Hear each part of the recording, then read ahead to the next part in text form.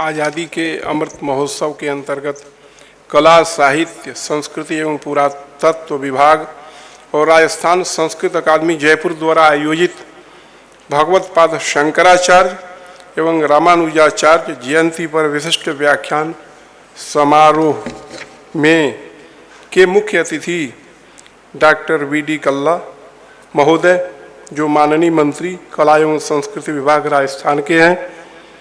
इस समारोह के अध्यक्ष प्रोफेसर बनवारी लाल गौड़ जी, पूर्व कुलपति आयुर्वेद विश्वविद्यालय जोधपुर, और इस कार्यक्रम में विशिष्ट व्याख्यानदाता विशिष्ट अतिथि प्रोफेसर जयकांत सिंह शर्मा, अध्यक्ष वेद वेदांग संकाय, श्री लाल बहादुर शास्त्री राष्ट्रीय संस्कृत विश्वविद्यालय नई दिल्ली, विषय प्रवर्तक श्री पंकज कुमार ओझा जी, शासन संयुक्त सचिव कला एवं संस्कृति विभाग, और इस अकादमी के राजस्थान संस्कृत अकादमी जयपुर के निदेशक श्री संजय झाला जी, संचालक श्री शास्त्री कौशलेंद्र दास, सहायक प्रोफेसर राजस्थान संस्कृत विश्वविद्यालय, समुपस्थित विविध शास्त्रों के निष्णात आचार्यगण और सभ्य राजस्थान के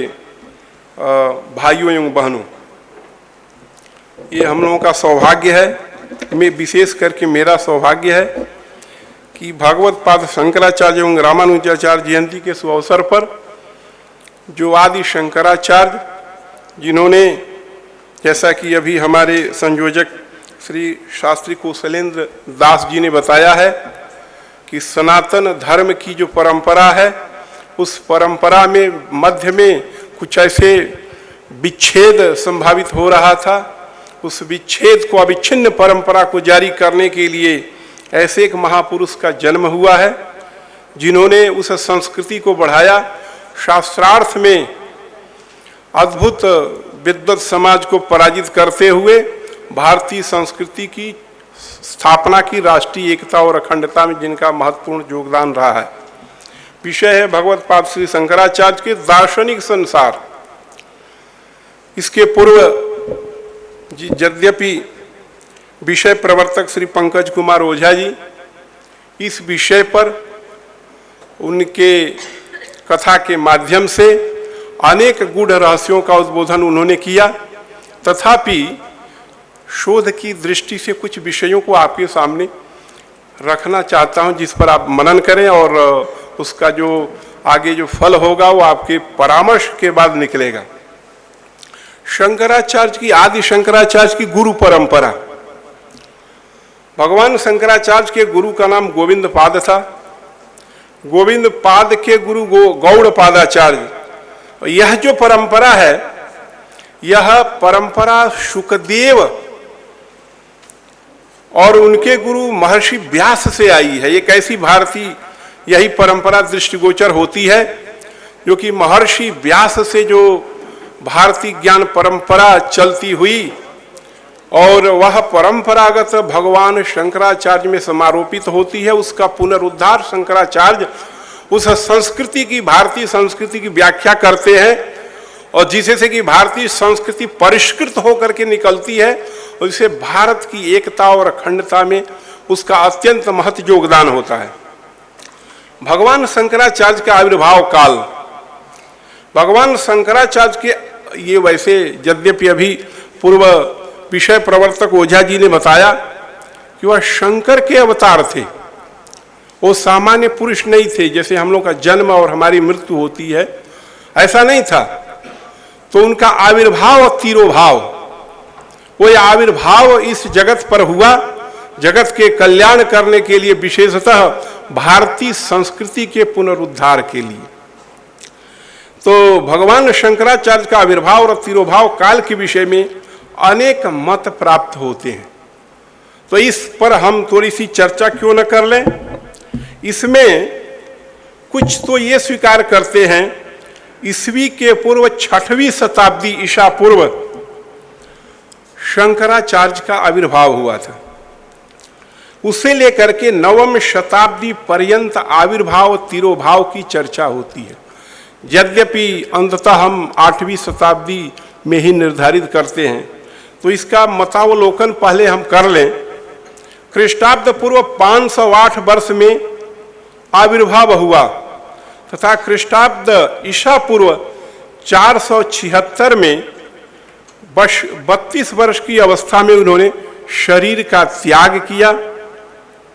इस मत के अनुयायी कांची कामकोटि पीठ से संबंधित है, परंतु कांची मठ तथा द्वारका मठ की परंपरा के अनुसार शंकराचार्य का ख्रीष्टाब्द पूर्व 5वीं शताब्दी प्रतीत होता है।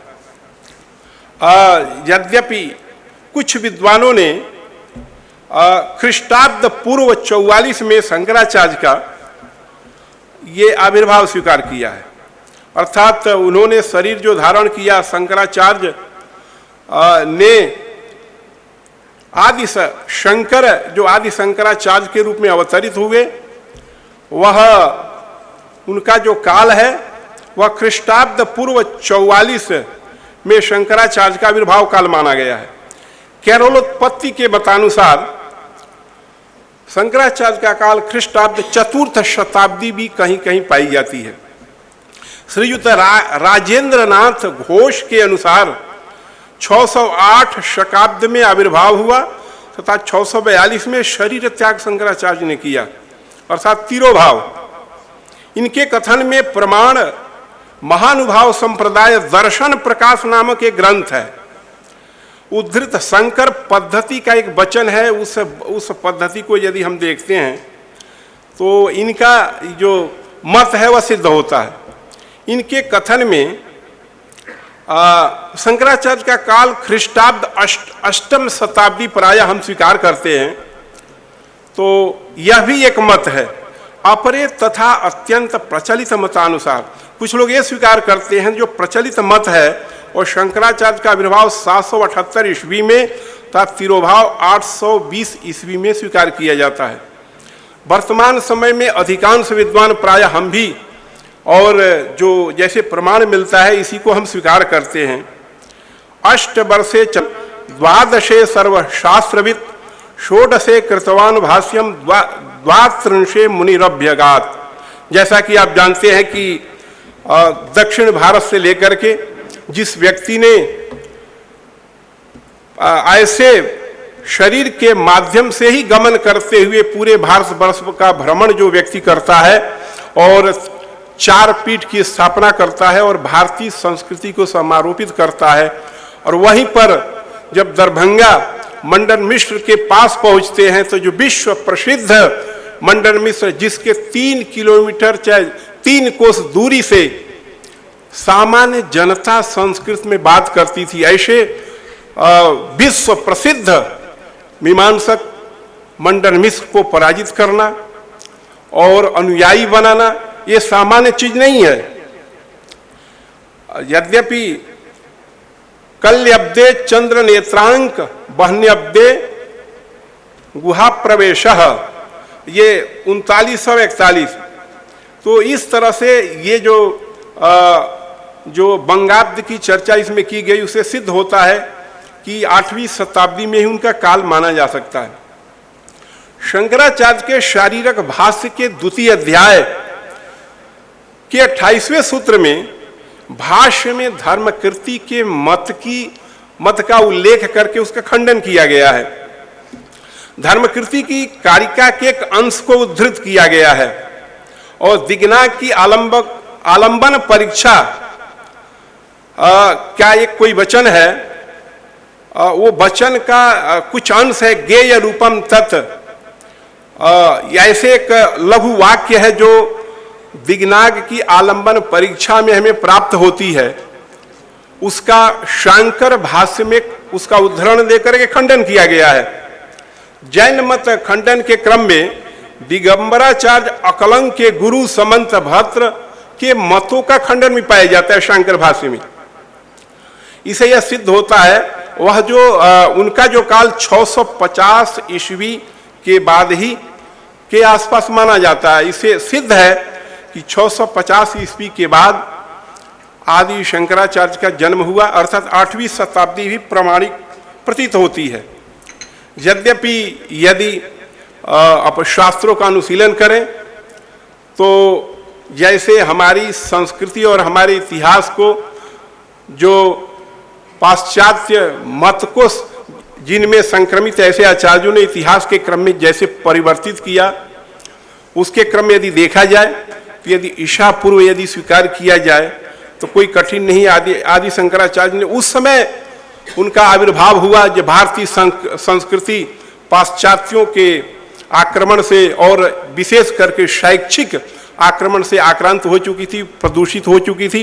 प्रत्येक राजा एक दूसरे राजा पर एक दूसरे से युद्ध करके और नष्ट हो रहे थे और सनातन परंपरा पर बौद्ध परंपरा, बौद्ध संस्कृति हावी हो रही थी। आदि शंकराचार्य ने बौद्ध संस्कृति को ऐसे समूल रूप से शास्त्रार्थ के माध्यम से तिरोभाव कर दिया जिससे सनातन परंपरा की अभिवृद्धि हुई।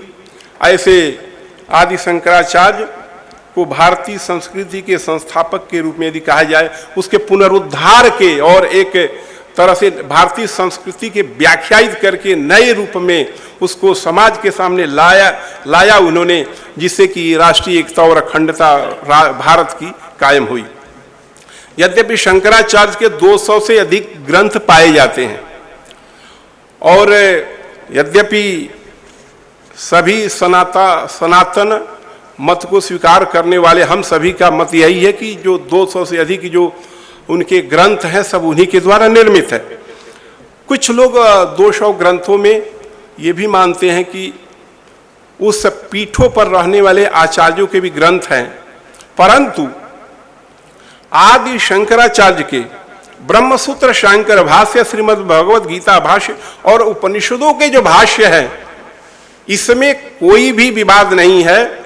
और यद्यपि 200 ग्रंथ शंकराचार्य के द्वारा निर्मित है, परंतु जो सनातन धर्म के विपक्ष में ऐतिहासिक रूप से विवेचन जो करते हैं, जो अन्य ग्रंथों को शंकराचार्य मठ में जो परंपरा से आ रहे हैं उनका ग्रंथ है, वो भी ये स्वीकार करते हैं कि ब्रह्मसूत्र शांकर भाष्य, श्रीमद् भगवद गीता भाष्य और उपनिषद भाष्य जो विश्व प्रसिद्ध है वह आदि शंकराचार्य की रचना है। और इन 3 ग्रंथों में ब्रह्मसूत्र शांकर भाष्य एक ऐसा ग्रंथ है, यद्यपि श्री भाष्य द्वारा रामानुजाचार्य जी ने भी एक ऐसे पंथ का निर्माण किया जो अद्वितीय है, उनके द्वारा प्रवर्तित है, जिसके विषय में हमारे परम सम्माननीय जयकांत सिंह शर्मा विस्तृत विवेचन उपस्थापित करेंगे। उसी तरह से उनके पूर्व जो आदि शंकराचार्य ने ब्रह्मसूत्र की जो शांकर भाष्य टीका की, वह टीका जिसको शारीरक भाष्य के रूप में भी जाना जाता है, वह अद्वितीय है। वही उपनिषद वाक्यों का वास्तविक जो अर्थ है, तत्त्वम तत् असि, हे जीव तू ही तत् माने ब्रह्म हो, अहम ब्रह्मास्मि, मैं ही ब्रह्म हूं। अयम प्रज्ञानम घन ब्रह्म, प्रज्ञान जो घन है वही ब्रह्म है। अयम आत्मा ब्रह्म, यही आत्मा ब्रह्म है। उसको ऐसे रूपों से उन्होंने समाज के सामने उपस्थापित किया जिसको सामान्य जनता भी यदि उसका अध्ययन करे तो यही लगता है कि यही मत समीचीन प्रतीत होता है।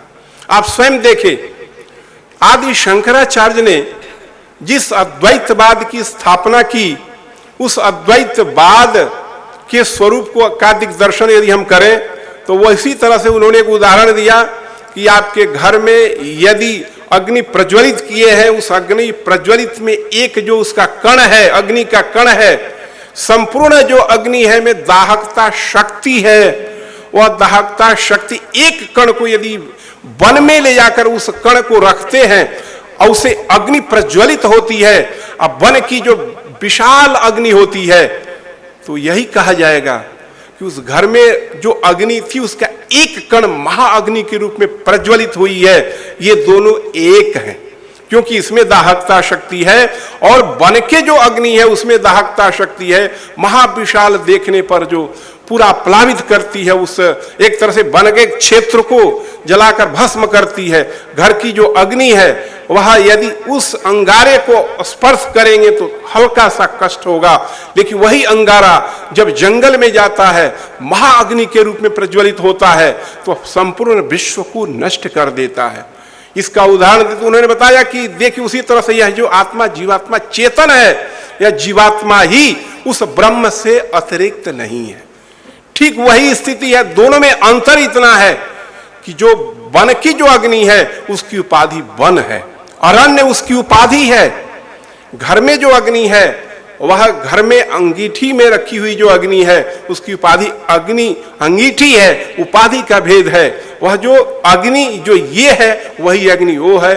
उसी तरह से हमारे शरीर में जो विद्यमान जो चेतन तत्व है वही चेतन तत्व जो निराकार जो ब्रह्म है उस निराकार ब्रह्म से अतिरिक्त नहीं है, दोनों अभिन्न है। अंतर इतना है कि शरीर रूपी उपाधि से जब युक्त होता है और ये अज्ञान की व्यष्टि रूपी उपाधि से युक्त होता है तो वह अज्ञानी कहा जाता है, प्राज्ञ कहा जाता है। और जब यही जब अज्ञान की समष्टि रूपी उपाधि से युक्त होता है ईश्वर के रूप में ईश्वर कहा जाता है। और जब वही अज्ञान की व्यष्टि समष्टि से रहित होता है तो निराकार ब्रह्म जो तुरीय ब्रह्म है वो कहा जाता है। उपाधि के बेसिस का भेद है। इस मत की स्थापना किसने की? तो शंकराचार्य ने। वेदांत सार ग्रंथ में अज्ञान की व्यष्टि, अज्ञान की समष्टि, अविद्या को कहा गया है।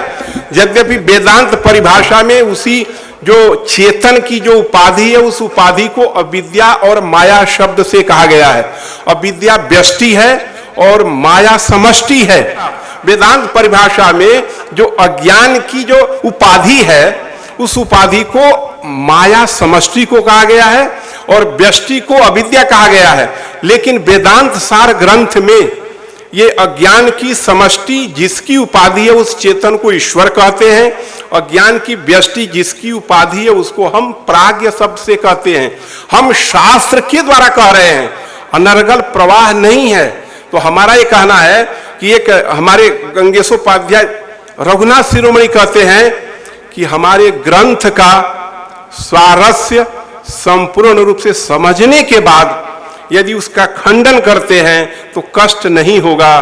संपूर्ण भाव को समझे बिना उसको खंडन आधा सुने उसके बाद खंडन शुरू कर देंगे तो वही रघुनाथ शिरोमणि कहते हैं मुझे बहुत वेदना होगी।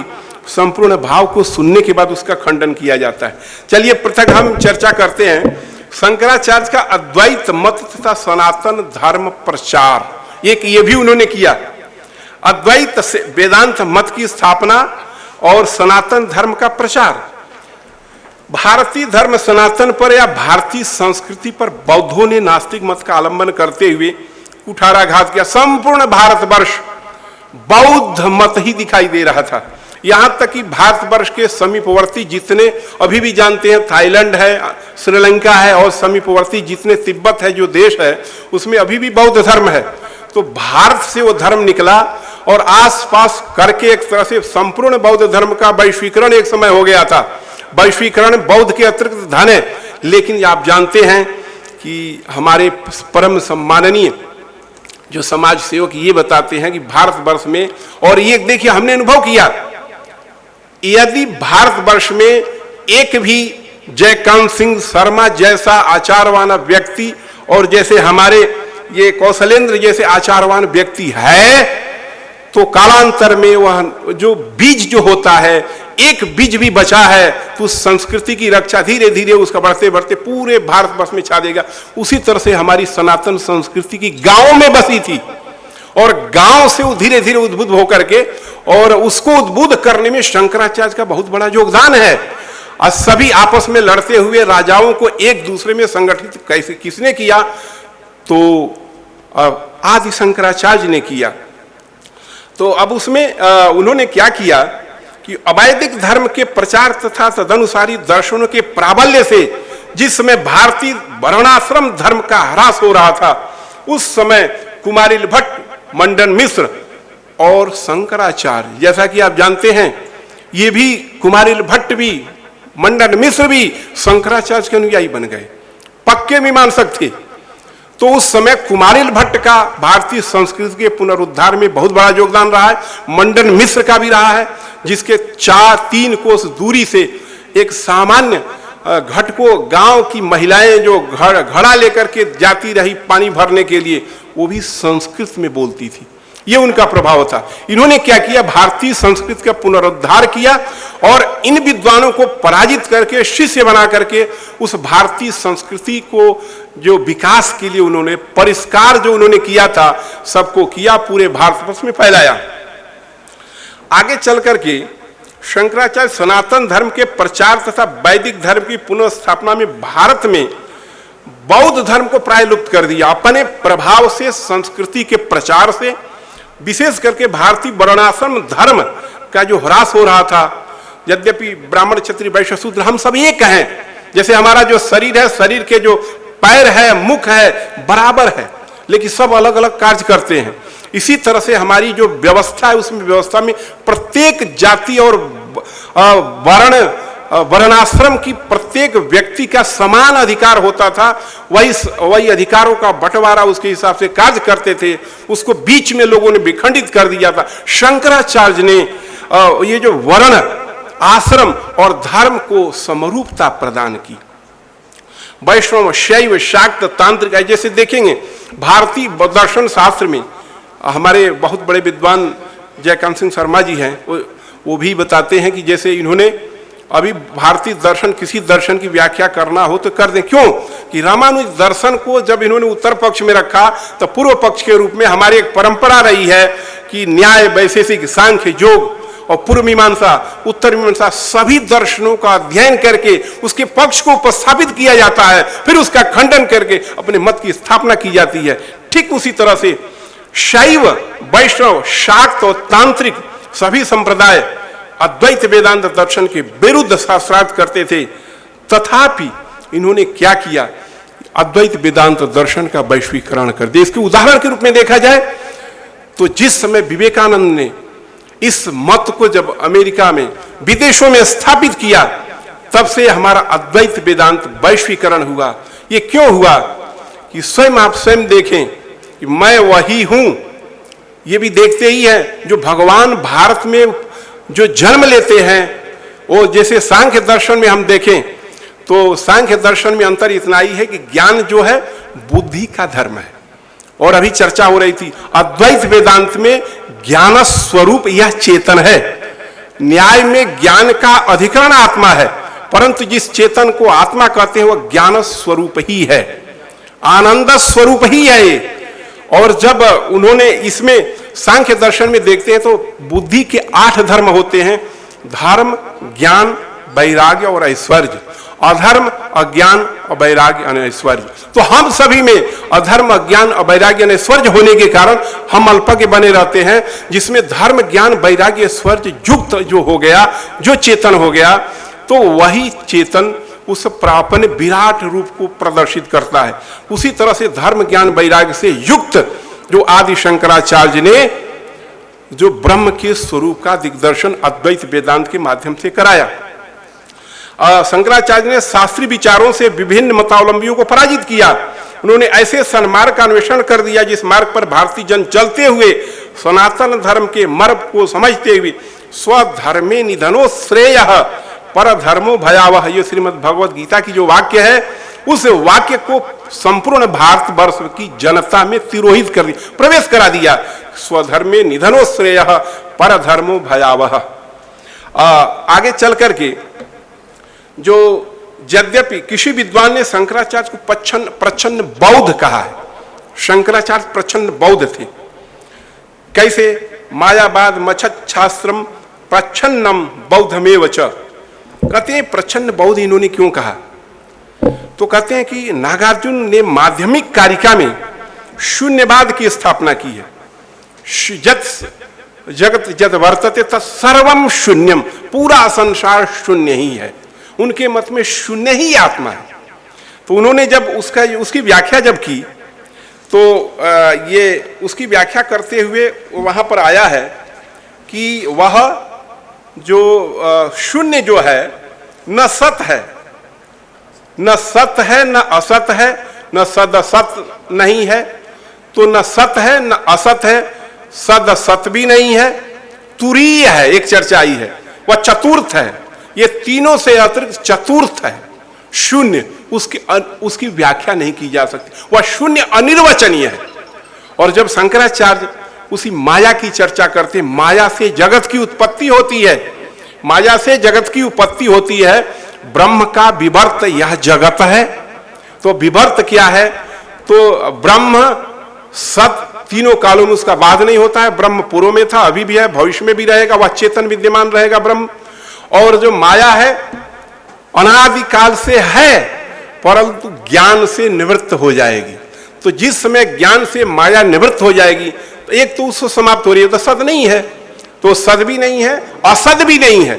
असद इसलिए नहीं कहते हैं, शशृंग, खरगोश को सिंह, मनुष्य को सिंह यदि कहते हैं तो वाक्य सुनने के बाद मनुष्य की आकृति आ जाती है और गाय और भैंस का जो सिंह आ जाता है, और हमें भान यही होता है किसी मनुष्य के ऊपर सिंह हो, लेकिन भान तो हो जाता है, परंतु यह सद नहीं है, लोक में प्रसिद्ध नहीं है। बंध्यासुत ये प्रसिद्ध नहीं है, तो असद भी नहीं है। असद इसलिए नहीं है, उस माया से जगत की उत्पत्ति हुई है। माया के से जगत हम सभी उत्पन्न हुए, शरीरधारी उत्पन्न हुए हैं। यदि शरीर की सत्ता है, ये भाव रूप है, तो माया भी भाव रूप है, ज्ञान का विरोधी है, न सद है न असद है, क्या है? अनिर्वचनीय है, और ज्ञान से निवृत्त होती है। इस तरह का विवेचन जब करते हैं तो उससे सिद्ध यही होता है, अरे अनिर्वचनीय है, न सद है न असद है। तो नागार्जुन ने शून्यवाद की चर्चा की, उससे मिलता जुलता है। तो इसीलिए कुछ लोगों ने, हम सभी नहीं मानते हैं, प्रच्छन्न बौद्ध कहा, लेकिन ऐसा नहीं है। उन्होंने ये जो अपनी तपस्या से एक नए मार्ग को सृजित करने के लिए उन्होंने देखा कि माया अनादि तो है, परंतु ज्ञान से निवृत्त होने वाली है, भाव रूप है, त्रिगुणात्मक है, न सद है न असद है, अनिर्वचनीय है, क्योंकि इस माया के कारण जगत की सृष्टि प्रवाहित हो रही है। एक व्यक्ति मुक्त होगा, जैसे हमें यदि ज्ञान हुआ तो हमारी जो जीवात्मा है मुक्त हो सकती है। तो शंकराचार्य के अनुसार एक ही सद पदार्थ है, वो ब्रह्म है, ब्रह्म से अतिरिक्त हम नहीं है। तो हमें जो ज्ञान होता है अपने स्वरूप का, अहम ब्रह्मास्मि, मैं ही ब्रह्म हूं, जैसा कि वेदांत सार ग्रंथ में आया है कि एक चर्चा होती है कि त्वम तत् असि, आचार्य भी विद्यमान है उसकी, और हमारे ये जो कौशलेंद्र भी इस विषय में इनके मर्मज्ञ विद्वान है, हमारे विद्वत समाज यहाँ आगे बैठे हुए हैं, जो हमसे भी पूर्व के विविध शास्त्रों के निष्णात है। त्वम की व्याख्या जब करते हैं तो त्वम की वेदांत सार में व्याख्या की जाती है, त्वम हे जीव तुम ही तत्। कुछ लोग इसकी व्याख्या करते तत्व माने ईश्वर, हे जीव तुम ही ईश्वर हो। फिर कहते हैं हे जीव तुम ही ब्रह्म हो। तो व्याख्या जब करते हैं त्वम पदार्थ तरी अपरोक्षत्वादि विशिष्ट चैतन्यम, ये जीवात्मा अपरोक्ष नहीं है। तो उसमें एक समस्या आती है, क्या हम अपने पांचों इंद्रियों से इस जीवात्मा को देख रहे हैं, चेतन को देख रहे हैं? नहीं देख रहे हैं। मन से भान होता है, अहम अस्मि, अहम गच्छामि, अहम करोमि, अहम अस्मि, मैं हूं। ये जो भान होता है इस जीवात्मा को, उस मानस प्रत्यक्ष इसका हो रहा है, इसलिए परोक्ष नहीं है, इंद्रियों से परे नहीं है, मन से उसका ज्ञान हो रहा है। तो इसका अर्थ किया त्वम पदार्थ अपरोक्षत्वादि विशिष्ट चैतन्यम, अपरोक्षत्वादि विशिष्ट चैतन्य। और दूसरा अर्थ किया तत् परोक्षत्वादि विशिष्ट चैतन्य। ईश्वर को हम नहीं देख रहे हैं, तो ईश्वर परोक्ष है, हमारे इंद्रियों से परे है, तो परोक्षत्वादि विशिष्ट चैतन्य ईश्वर है। अब उसमें है ईश्वर भी उपाधि से युक्त है, ईश्वर भी माया की माया रूपी उपाधि से युक्त है, अथवा अज्ञान की समष्टि रूपी उपाधि से युक्त है। तो यदि ये भी कहेंगे तत्पदार्थ ब्रह्म, तत् का पदार्थ माने ब्रह्म परोक्ष है, हमारी इंद्रियों से परे है, तो परोक्षत्वादि विशिष्ट चैतन्यम तत्पदार्थ। त्वम अपरोक्षत्वादि विशिष्ट चैतन्य, ये परोक्ष नहीं है, ये मन से इसका भान होता है, मैं हूं, इस तरह का भान होता है। तो ये परोक्षत्वादि विशिष्ट चैतन्य, अपरोक्षत्वादि विशिष्ट चैतन्य। अब उसमें समस्या आती है, परोक्षत्वादि विशिष्ट चैतन्य, हे जीव तुम ही अपरोक्षत्वादि विशिष्ट चैतन्य, तुम ही परोक्षत्वादि विशिष्ट चैतन्य हो। तो उसमें आता है कि दोनों में एक विशेषण है, परोक्षत्वादि विशिष्ट चैतन्य, अपरोक्षत्वादि विशिष्ट चैतन्य। तो अब कहते हैं भागत त्याग लक्षणा जहद अजहद लक्षणा। वो कहते हैं कि कुछ शब्द का जो अभी भाई साहब कह रहे थे, शब्द का जो अर्थ है, त्वम पद का अर्थ है परोक्षत्वादि अपरोक्षत्वादि विशिष्ट चैतन्य, तत्पद का अर्थ है परोक्षत्वादि विशिष्ट चैतन्य। तो जहद अजहद लक्षणा में ये है जो विरुद्ध अंश का परित्याग करके जो विशेष्य है, तो यहां पर अपरोक्षत्वादि विशिष्ट चैतन्य में अपरोक्षत्वादि वैशिष्ट को निकाल दिए तो मात्र बचा चैतन्यम।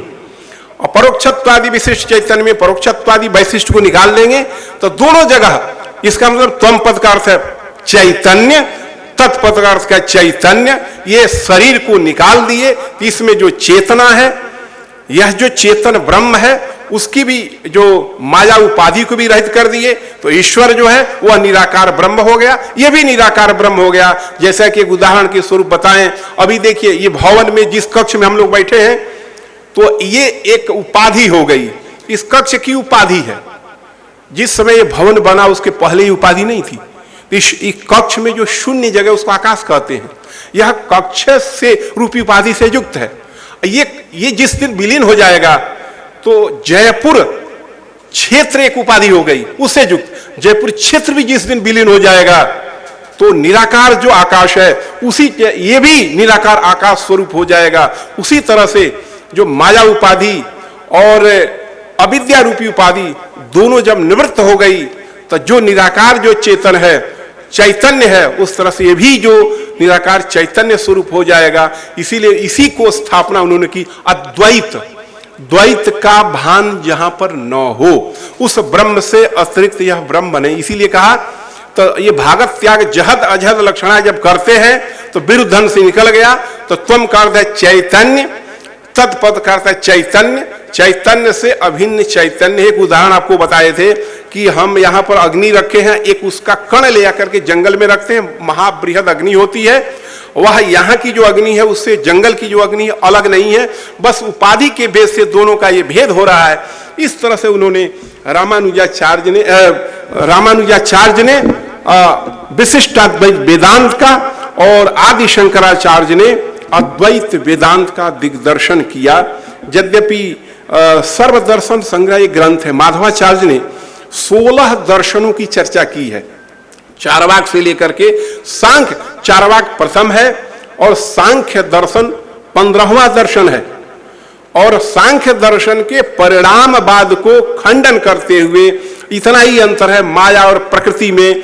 प्रकृति नित्य है, सांख्य दर्शन की प्रकृति नित्य है और त्रिगुणात्मक है, सत्वगुण रजोगुण तमोगुण तीन स्वरूप है और वो हमेशा रहती है, वही सृष्टि करती है और वही उसी में क्रिया है। जब रजोगुण में क्रिया है, उस क्रिया के कारण प्रकृति, जब पुरुष का संयोग होता है, विलक्षण संयोग होता है, तो प्रकृति में उस चुंबक के समान, जैसे चुंबक लोहे में क्रिया उत्पन्न करके आपस में संयोग होता है, उसी तरह से यद्यपि लोहा जड़ है, चुंबक के आकर्षण से उसमें क्रिया उत्पन्न होगी और आकर के संयोग होगा। उसी तरह से प्रकृति में जब पुरुष के संयोग से प्रकृति में विक्षोभ होता है, न्यूनाधिक भाव, तो प्रकृति में जो रजोगुण है वो क्रिया उत्पन्न होती है और दोनों के संयोग से प्रकृति से बुद्धि, बुद्धि से अहंकार, इस तरह से सृष्टि उसमें आई है। प्रकृति नित्य है, परंतु अद्वैत वेदांत दर्शन में जो माया है वह त्रिगुणात्मक है परंतु नित्य नहीं है, अनादिकाल से आ रही है माया,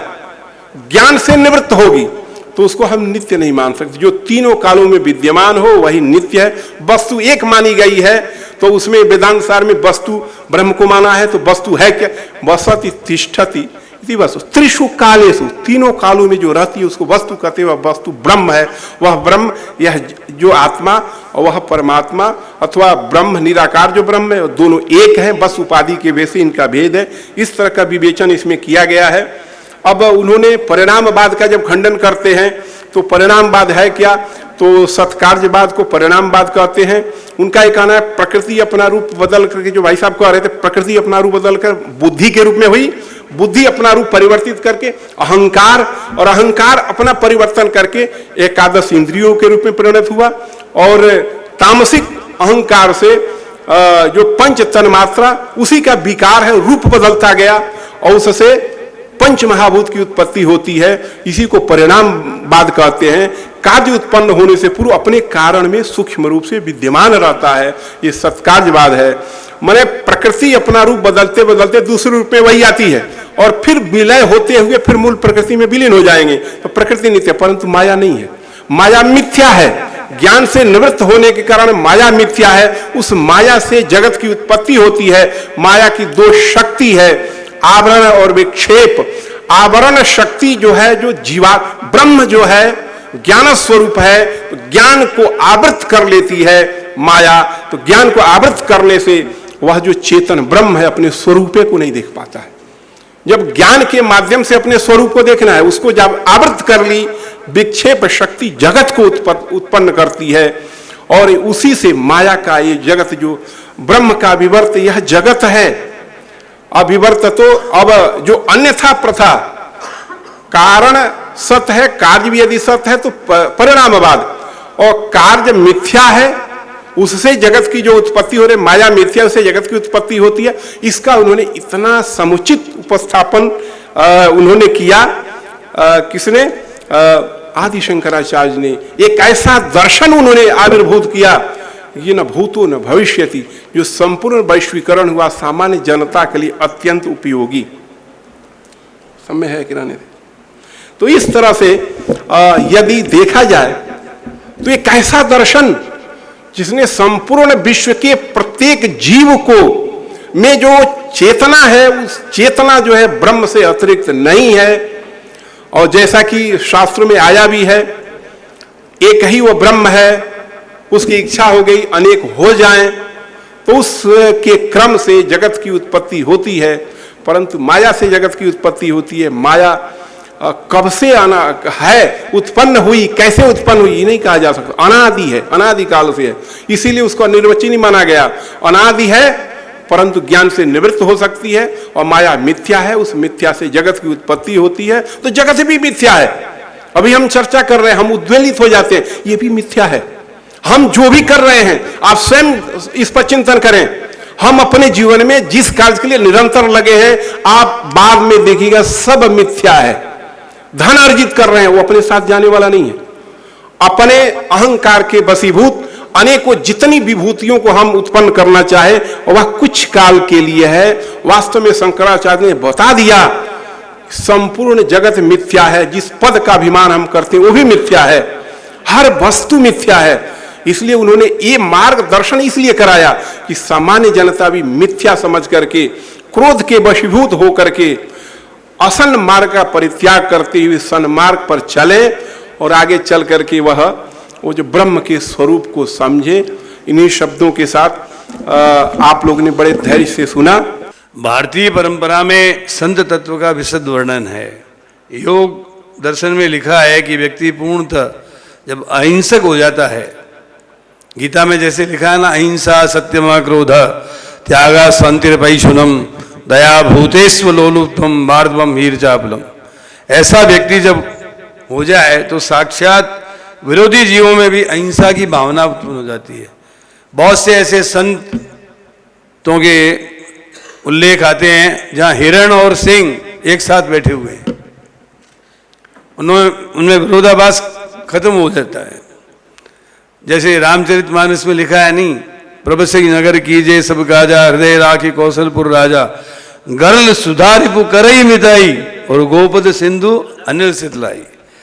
तो जो आपस में विरोधी होते हैं, जो एक दूसरे को देख नहीं सकते और एक आक्रामक होकर दूसरे को भक्षण करने की स्थिति है, वो भी साथ साथ विचरण करते रहते हैं और वो एक दूसरे को कोई परेशान नहीं करते हैं। प्रेम का वातावरण संत बनाते हैं। और संत कब मिलते हैं? बिन हरि कृपा मिले नहीं संता। प्रभु की कृपा होती है तभी शंकराचार्य जी जैसे संत और रामानुजाचार्य जैसे संत प्राप्त होते हैं। दुनिया की दूसरी व्यवस्थाओं में उतना दम नहीं है जितना संतों की व्यवस्था में दम है। इसी व्यवस्था को आचार्य शंकराचार्य जी ने, आचार्य रामानुजाचार्य जी ने ईश्वरीय भावना के अनुरूप ढालकर समाज के निर्माण में एक नए युग का सूत्रपात किया।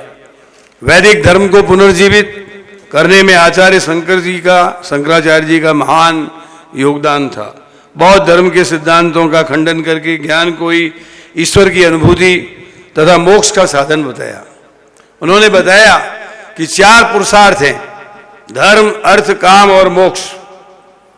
धर्म क्या है? मैं कई बार हमारे विधानसभा में जो हमारे विरोधी पार्टियों के लोगों से पूछता हूं, नहीं जानते। धार्यति धर्म, धार्यति धर्म।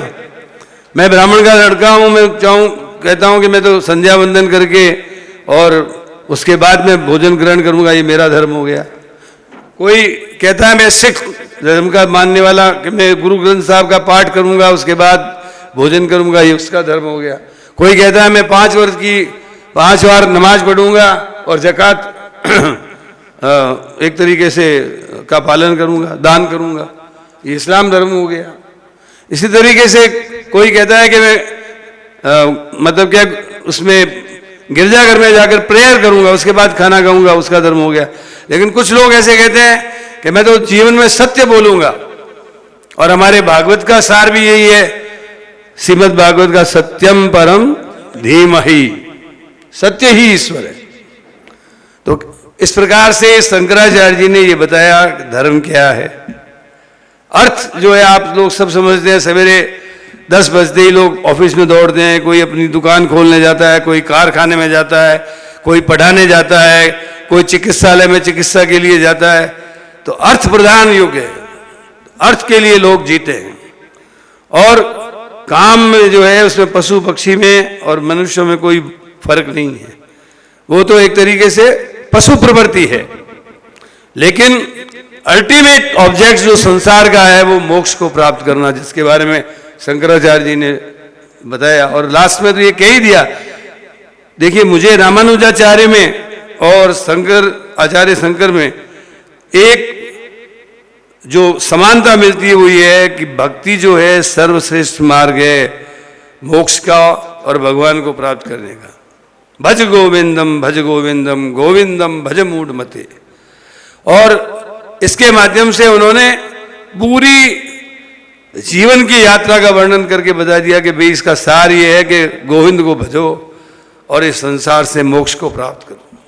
संसार में हम माता के गर्भ में रहते हैं तब तक ये कहते हैं कि हम संसार का भला करेंगे, अच्छे काम करेंगे और मोक्ष को प्राप्त करने का उपाय करेंगे, लेकिन आते ही फिर लड़कपन खेल में खोया, जवानी नींद भर सोया, अब बूढ़ापा देख कर रोया, ये स्थिति हो जाती है आदमी की। इसलिए मेरा कहने का तात्पर्य है, शंकराचार्य जी ने जो मोक्ष का मार्ग बताया और बौद्ध धर्म को जिस तरीके से फैल रहा था उसको रोककर सनातन धर्म का जो प्रचार किया, उसके लिए शंकराचार्य जी को कभी भुलाया नहीं जा सकता। एक प्रसंग का अभी विषय प्रवर्तन के वक्त पंकज ओझा जी ने वर्णन किया, बहुत अच्छा वर्णन किया, लेकिन उसको मैं विस्तार से कहना चाहता हूं। शंकराचार्य जी भिक्षा मांगकर अपना जीवन यापन करते थे। एक दिन भिक्षा मांगने के लिए गए और भिक्षा मांगने के लिए गए तो एक ऐसा घर जाते ही उन्होंने कहा माही भिक्षाम देही। अब माई घर में जाके दौड़ के देख, पहले दर्शन किए कि साक्षात Shankar, omnipotent, omniscient, omnipresent, सर्वशक्तिमान, स्थित प्रज्ञ, सब में व्यापक, सर्वत्र व्यापक, सर्वशक्तिमान आए साक्षात शंकर। उनके चरणों में पड़ी और दौड़ी अंदर भिक्षा के लिए। आटे का पीपा संभाला, आटा के पीपे में एक चिपटी आटा नहीं। गेहूं की बोरी संभाली, गेहूं का एक दाना नहीं। इधर उधर ढूंढकर एक सूखे आंवले का टुकड़ा मिला, वो लाके दे दिया और उन्होंने पा लिया। शंकराचार्य जी देवी के स्पर्श से, देवी का आंखें बंद कर ध्यान किया। देवी ने कहा शंकराचार्य जी इसके 7 जन्म में लक्ष्मी का योग नहीं है, और अंतर्ध्यान हो गई।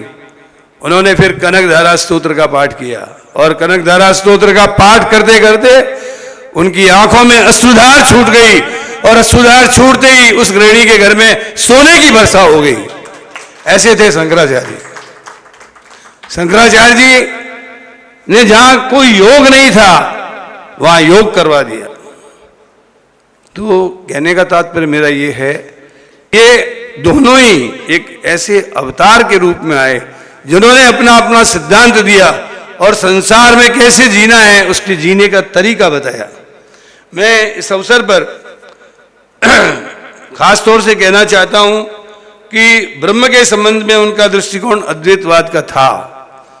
अद्वैतवाद के अनुसार ईश्वर अपरिवर्तनीय निराकार तथा सत्य है। सारा संसार माया से पूर्ण है। केवल ज्ञान से माया के अंधकार को दूर करके हम ब्रह्म को जान सकते हैं। शंकराचार्य ने देश के विभिन्न भागों में देश की एकता के लिए, अखंडता के लिए 4 मठ बनाए। पूर्व में जगन्नाथपुरी और पश्चिम में उन्होंने द्वारकापुरी, उत्तर में बद्रीनाथ और दक्षिण में श्रृंगेरी मठ की स्थापना की, ताकि लोग पूर्व वाले पश्चिम में जाएं, उत्तर में जाएं, दक्षिण में जाएं और देश की एकता बनी रहे। उस समय आपको बताया देश छोटे छोटे टुकड़ों में, देशी रियासतों में बटा हुआ था।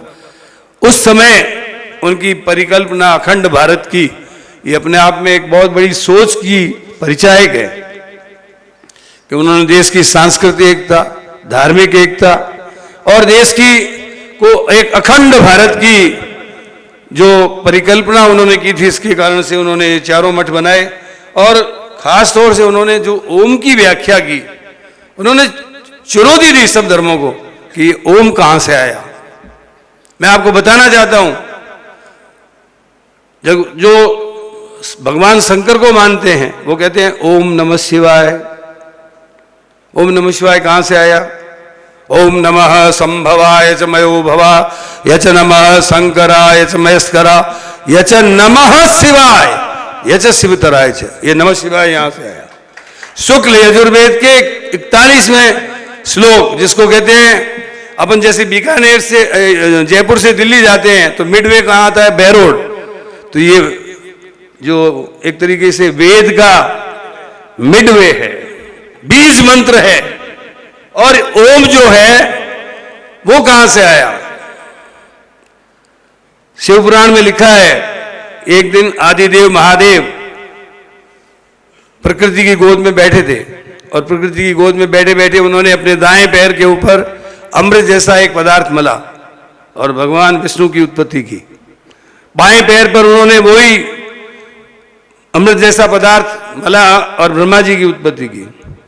ब्रह्मा जी को उनकी नाभि के ऊपर प्रतिस्थापित किया। आपने कई फोटो देखे होंगे, शेषनाग की सैया पे भगवान विष्णु सोए हुए हैं और नाभि से एक ब्रह्मा जी की प्रतिस्थापना हुई है। उन दोनों में एक विषय को लेकर विवाद हुआ, वो उस विस्तार में मैं नहीं जाना चाहता, और उसका कोई हल नहीं निकल रहा था। तो वहां एक अग्नि स्तंभ पैदा हुआ और अग्नि स्तंभ से आवाज आई, ओ। देखते रह गए अग्निस्तंभ कितना ऊंचा है और कितना गहरा है, देखते ही रहे। और उस अग्निस्तंभ से भगवान आदिदेव महादेव प्रकट हुए। उन्होंने दोनों के जो उनके बीच में तर्क वितर्क चल रहे थे उस विषय को सुना और सुनकर उसका जो निर्णय दिया वो दोनों ने माना और अपने हृदय से रुद्र को प्रकट किया। ब्रह्मा जी को कहा आप सृष्टि की रचना करो,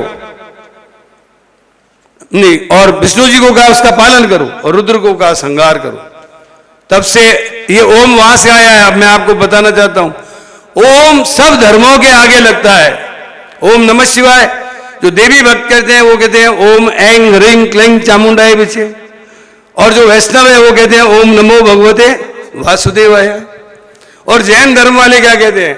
ओम नमो अरियंताणम, ओम नमो आयर्याणम, ओम नमो सिद्धाणम, ओम नमो उजायाणम, ओम नमो लोये सब सावणम, ऐसो पंच नमोकारो सब पाप प्रणाशनो मंगलानाम च सब्बेसी पद्मम अभय मंगलम। ओम लगा, पूछो ओम कहां से आया? बुद्ध धर्म वालों को भी उन्होंने कह दिया ओम बुद्धम शरणम गच्छामि, ओम धम्मम शरणम गच्छामि, ओम संगम शरणम गच्छामि। ओम कहां से आया? बौद्ध धर्म वाले को बताओ। ये सब वेद से आया हुआ है ओम, और ये सभी भारतीय धर्मों को जोड़ने वाला है। आप गुरु ग्रंथ साहब को भी पढ़ो, सबसे पहले ओम का उच्चारण आएगा। इसलिए शंकराचार्य जी ने सबको शास्त्रार्थ करके जीतकर सनातन धर्म की प्रतिस्थापना की। इसलिए हम आज उनके जन्म जयंती के अवसर पर उनको वंदन करते हैं, प्रणाम करते हैं।